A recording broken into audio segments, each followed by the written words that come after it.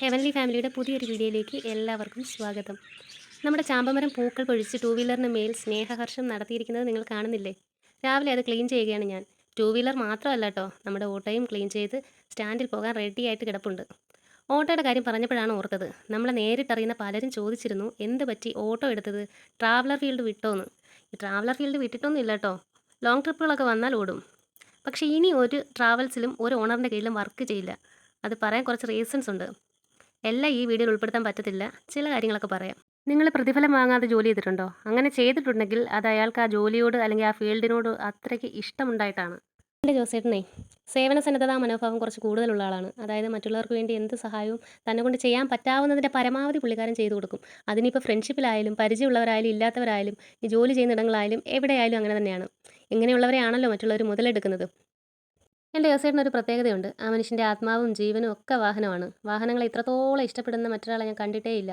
ഇത് പുള്ളിക്കാരൻ ഇന്ന് ഇന്നലെയൊന്നും തുടങ്ങിയ പരിപാടിയല്ല കേട്ടോ. ഓർമ്മ വെച്ച കാലം തൊട്ട് പുള്ളിക്ക് വണ്ടിയോടായിരുന്നു ക്രൈസ്. ഡ്രൈവിംഗ് അത്രയ്ക്ക് ഇഷ്ടമായിരുന്നു. സ്വന്തം കുഞ്ഞുങ്ങളെ എത്രത്തോളം ഇഷ്ടപ്പെട്ട് സ്നേഹിച്ച് കെയർ ചെയ്യുന്നു അതുപോലെയായിരുന്നു പുള്ളിക്കാരന് വാഹനങ്ങളും. ജോലി ചെയ്യുന്ന സ്ഥലത്ത് അതിന് എവിടെ ആയിക്കോട്ടെ, ആരുടെ കീഴിലായിക്കോട്ടെ, ഏത് വണ്ടി ആയിക്കോട്ടെ, ഓടുന്ന വാഹനത്തോട് സ്വന്തം കുഞ്ഞുങ്ങളോട് കാണിക്കുന്ന ആ ഒരു ഇഷ്ടം അല്ലെങ്കിൽ ആ ഒരു കെയറിങ് പുള്ളിക്കാരൻ കാണിച്ചിരുന്നു. സ്വന്തം നേട്ടത്തിന് വേണ്ടി ഇന്ന് വരെയും ഒരു വാഹനവും മിസ്യൂസ് ചെയ്തിട്ടില്ല. വാഹനത്തിൻ്റെ ഓണർക്ക് പരമാവധി നഷ്ടം വരാതിരിക്കാൻ മാത്രമാണ് പുള്ളിക്കാരൻ ശ്രദ്ധിക്കാറുള്ളത്.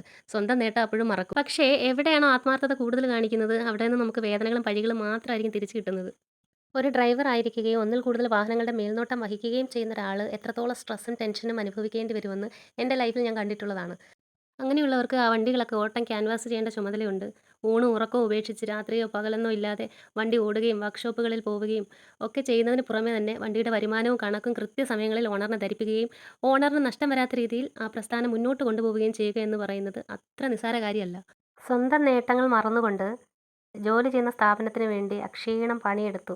ആ ആത്മാർത്ഥതയ്ക്ക് അവരൊക്കെ ഒരു വിലയിട്ടു. അതുകൊണ്ട് തന്നെ ഞാനും എൻ്റെ മക്കളും ഒരു തീരുമാനമെടുത്തു. ഇനി ഒരു ട്രാവൽസിലും ഒരു ഓണറിൻ്റെയും കീഴിൽ ജോലി ചെയ്യുന്നില്ല എന്ന്. ഈ ഹോട്ടലിൽ നിന്ന് കിട്ടുന്നത് ചെറിയ വരുമാനമാണെങ്കിലും ഇപ്പോൾ സന്തോഷമുണ്ട്. സ്ട്രെസ്സില്ല, ടെൻഷനില്ല, ആരെയും ബോധിപ്പിക്കേണ്ട. കപടമാം ഈ ലോകത്ത് ആത്മാർത്ഥമാം ഒരു ഹൃദയമുണ്ടായി പോയതൻ പരാജയം. ഇത് കേൾക്കുമ്പോൾ എനിക്ക് എൻ്റെ ജോസേട്ടനെയാണ് ഓർമ്മ വരുന്നത്.